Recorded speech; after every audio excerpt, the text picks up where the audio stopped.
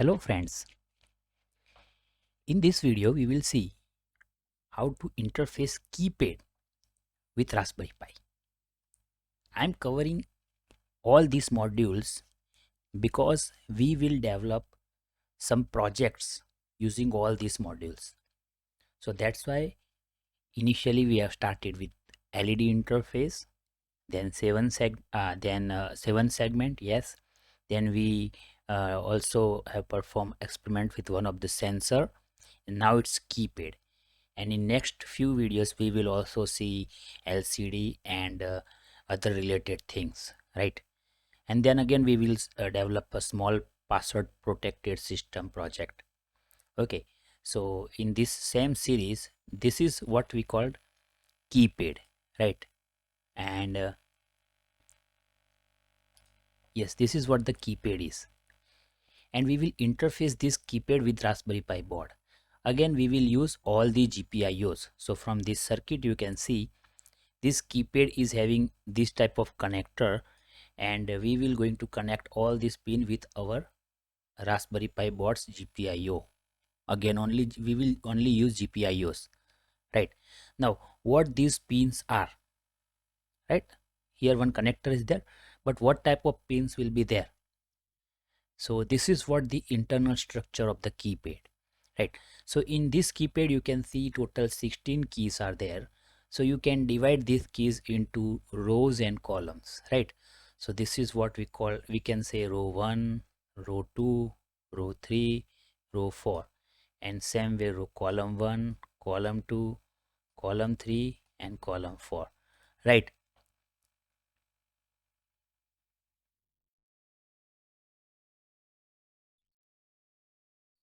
Okay, so this is how we can divide our keypad.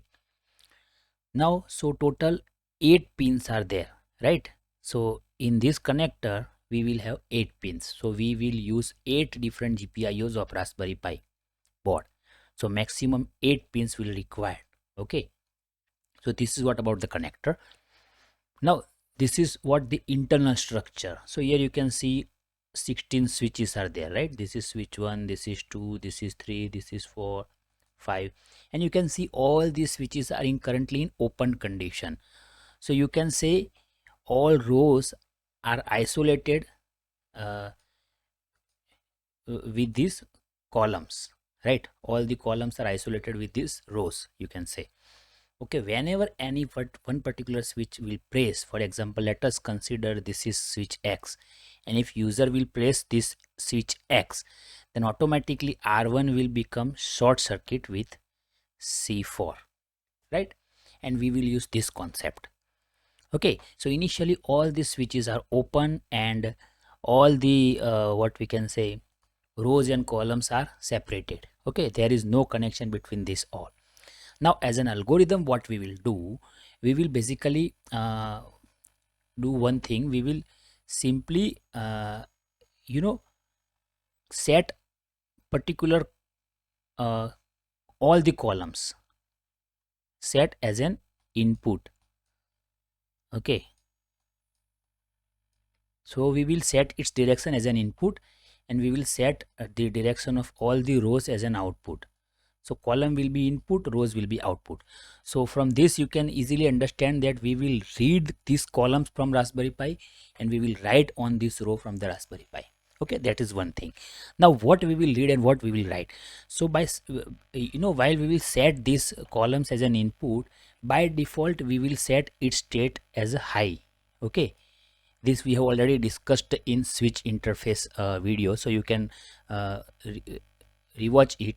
Okay, so while setting its direction you can also set initial stage. Okay, by default what you want.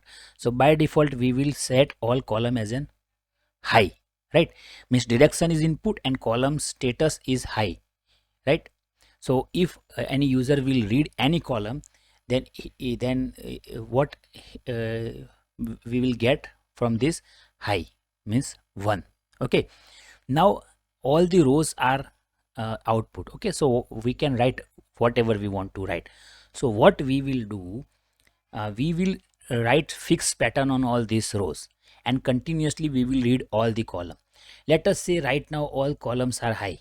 Okay, so if user will read all this column, then he will get 1 1 1 1. This is default state. Okay, if any switch is not pressed, then he will get this value 1 1 1 1. Now what we will do, we will write a program in which we will continuously write fixed pattern on these rows. Okay, row 0, row 1, sorry, row 1, row 2 and row 3.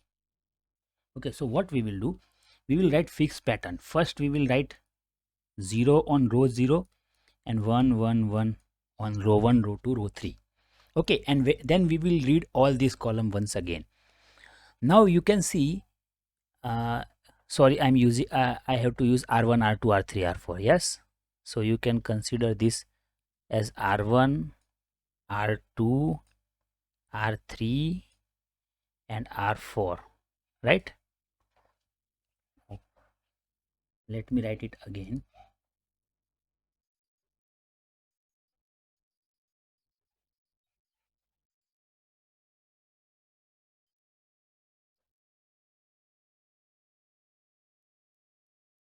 So this is what R1,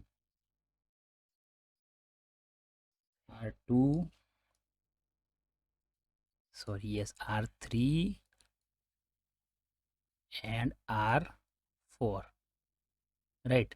So we will write this type of fixed pattern on this. So you can see currently R1 is low and all other are high, right?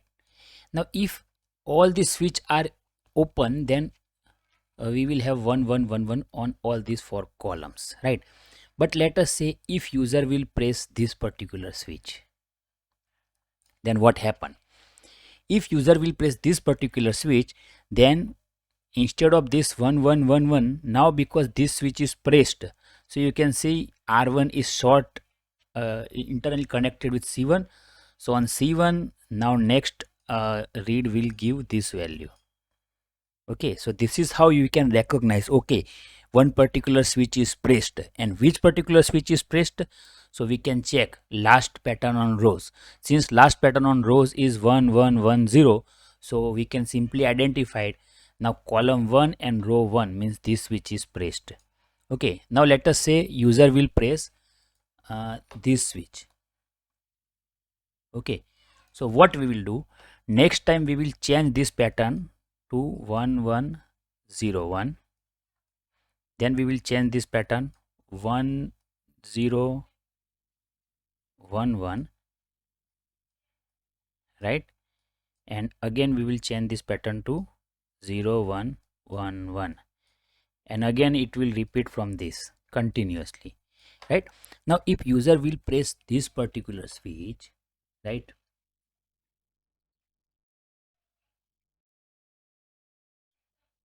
if user will press this particular switch, then for this pattern, for this last pattern, okay, we will have this value 0 0, sorry, 1 1 0 1. Okay, for this last pattern. So now from this 2 we can say here column 4, sorry, row 4 is 0 and column 3 is 0, means column 3 this and row 4. So we can recognize, okay, this switch is pressed. Okay, and this is how you can identify specific switch. So once again I am repeating these things. Okay, so it will clear all the doubts because it looks little bit complex. So we will set all column as input. Okay, we will write default high on all this column. We will set all the rows as output, and we will write fixed type of pattern on all these rows. Start with 1 1 1 0, then we will simply shift this 0. Okay, so next time our next value will be 1 1 0 1, then 1 0 1 1, and finally 0 1 1 1. Okay, and we will repeat this continuously. Okay, and we will read all this column continuously after each pattern on the row, and we will try to recognize whether the whether any zero is there on column. Okay, whenever there will be zero on particular column, we can simply check, okay, in last pattern which particular row was zero, and from this row and column we can simply identify the key. Okay, so this will be our overall algorithm. Now let me explain you, let us discuss this pin connection, right? So in the pin connection, what we will do, I have already discussed that our keypad connector we have 8 pins, so we will use this type of connection. So column 1, column 2 and column 3, column 4, we will use this pin 15, 16, 18 and 22 pin number, okay, of this Raspberry Pi. For row 1, row 2, row 3, row 4, we will use 7, 11, 12 and 13 pin number of Raspberry Pi board, right? So this will be our connection. So in next video I will explain you how to run this code on hardware. So this will be our connection, so remember this thing, okay? This will be our connection, and this will be our code. Okay, so let me explain you very quickly. We will discuss this code in detail in next video, but here you can see, as I have already discussed, that this will be our connection. So initially we will import these libraries or modules, then we will set column list and row list, then we will set mode as a board mode because we will use physical count. Okay, then this function, what this function will do for pin in row list. So here you can see row list is 7, 11, 12, 13.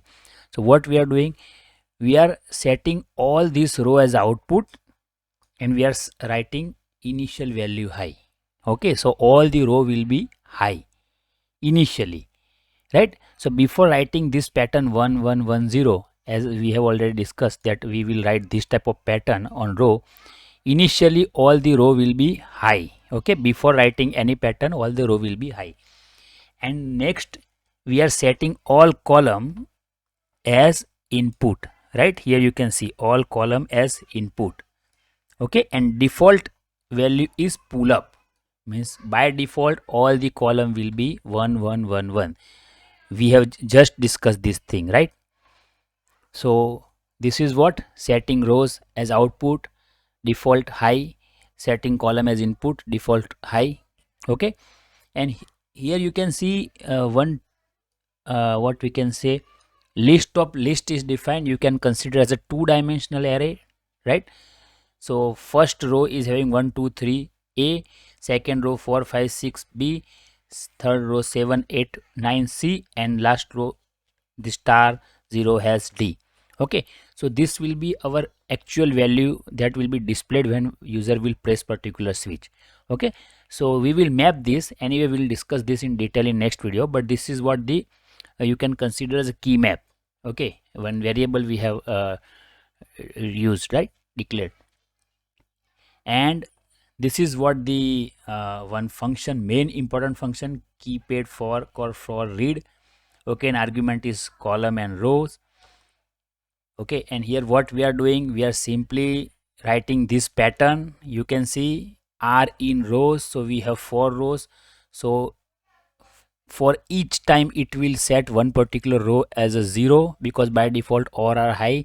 So first time it will set first row as a 0, then next time second row as a 0, then third row, and then fourth row, right?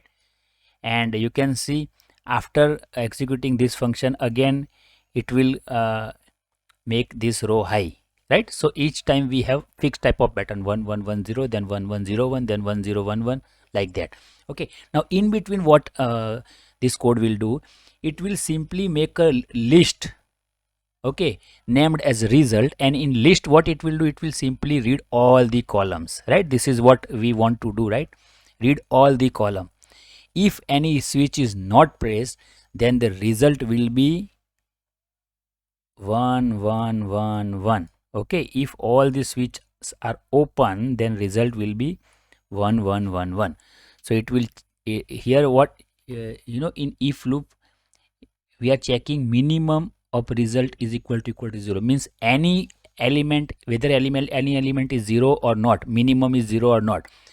If all the switches are open, then definitely minimum will be 1, so it will not execute this. It will straightforward, it will go for a next pattern, right? If any specific column is 0, means any specific switch is pressed, then it will simply use this key map, first row index and second is column index, or you can say element from the result, and this is how it will map. So if first row and first column is there, then it will simply key map 0 0 and key map 0 0 is 1. Okay, so it will return that key. Okay, if second row and first column is there, then it will simply map second row and first column 4, right? So this is how it will use key map function based on the rows, means last pattern on the row, and whatever we are reading all the column as a result, right? And then what it will do, it will again uh, make this that particular row as a high, right? Because in last pattern our one particular row was low, so after reading this, after reading the key, it will make that particular row high, because next time again we want to check another row, right? So this is what the key for cross for read function. And here you can see in true, while true, in infinite loop we will simply pass all the column and rows as an argument in this function, and it will, if in if loop we will check whether any key is pressed or not, and whenever user will press the key, it will simply read this key from this function and it will print that you pressed particular key, and it will wait for a specific time, and again it will check for a next iteration, right? And this is how it will continuously, it will check this, and this is nothing but a try except so here if user will press particular switch from the keyboard, it will work as an interrupt, and it will clean up all the GPIO, so it will not save past result, and it will simply exit from the code. So this is what for today's video. Next video we will run this code on hardware. If you find some useful information in my videos, then please like them and please subscribe my channel. Thank you very much.